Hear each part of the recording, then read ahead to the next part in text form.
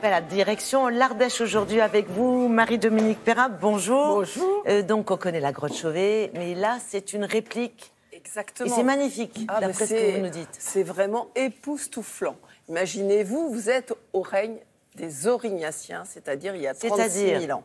Ah oui, tout de déjà, suite. Ça en impose. Voilà, alors, ça pose le décor. En fait, on va visiter la caverne du Pont d'Arc, qui est la réplique de la grotte Chauvet découverte en 1994. 10 ans plus tard, elle est inscrite au patrimoine mondial de l'UNESCO.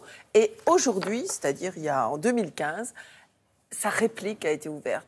Mais sa réplique, c'est énorme. C'est énorme. C'est 1000 dessins, 425 figures animales. En fait, les découvreurs ont découvert la première galerie d'art de l'humanité. C'est pas rien. Ah non, c'est pas rien. C'était pas un habitat, c'était une galerie d'art. Et puis... Oui, parce que c'était des nomades. Oui, bien sûr, les Aurignaciens. Non, c'était pas du design. C'était le design de l'époque. Absolument fantastique. Le tout emballé dans une architecture très audacieuse. Et pour se loger à quelques kilomètres de là, je vous ai trouvé des lodges au bord de l'Ardèche, à 2 pas de la fameuse arche de Vallon-Pont d'Arc. Et tous ces lodges portent le nom des animaux qui vivaient à l'époque des Aurignaciens. Voilà.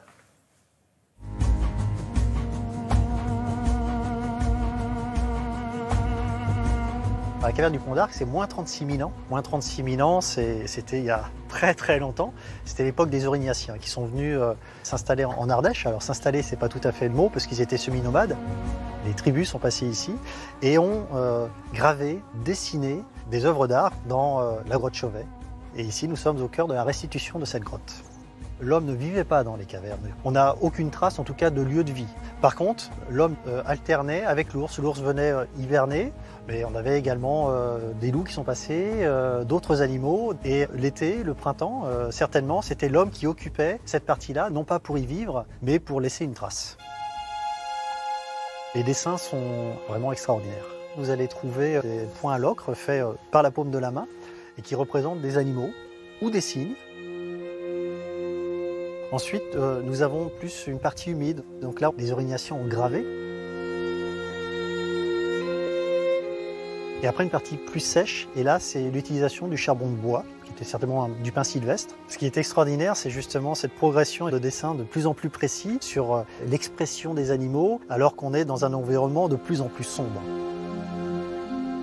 La difficulté, c'est l'interprétation que l'on en fait. On le fait avec notre propre culture actuelle, mais il y a 36 000 ans. Est-ce que c'était une chasse? Ou est-ce que c'était une scène qui voulait dire autre chose? Sur 10 000 mètres carrés, vous aviez plus de 900 animaux représentés.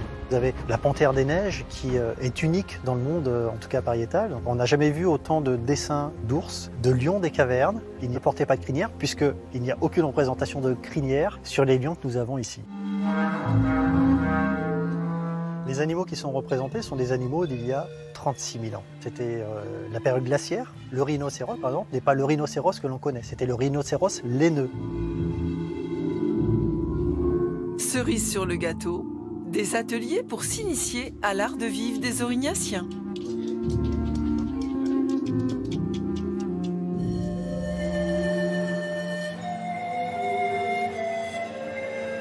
Et maintenant, un petit plongeon dans l'Ardèche, ça vous dit? Sur ces berges, on peut dormir aussi.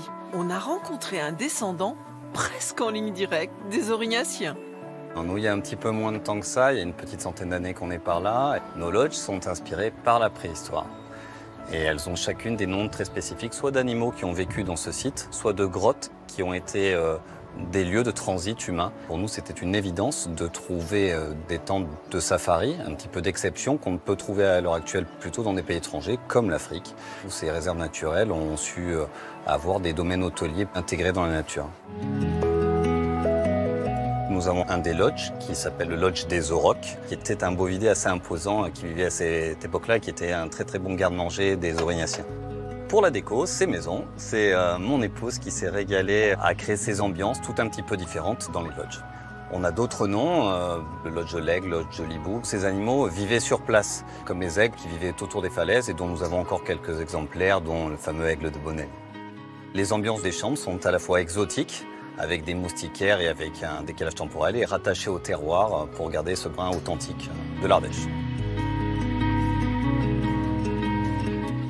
Non seulement c'est beau, mais en plus il y a de bonnes adresses. Exactement. Alors, je voulais vous dire, vous avez remarqué la précision du dessin. Oui. Eh bien, il y a une équipe qui a édité, une équipe de scientifiques qui ont participé au dessin, qui a fait éditer un livre absolument remarquable, une BD qui est faite pour ceux qui ne savent ni lire ni écrire, parce qu'à l'intérieur, il n'y a pas de texte, il y a juste toute une histoire, comme ce que faisaient les Aurignacien. Raconté par les dessins. Ça s'appelle La caverne du Pont d'Arc. Merci beaucoup, Marie-Do. À plus tard.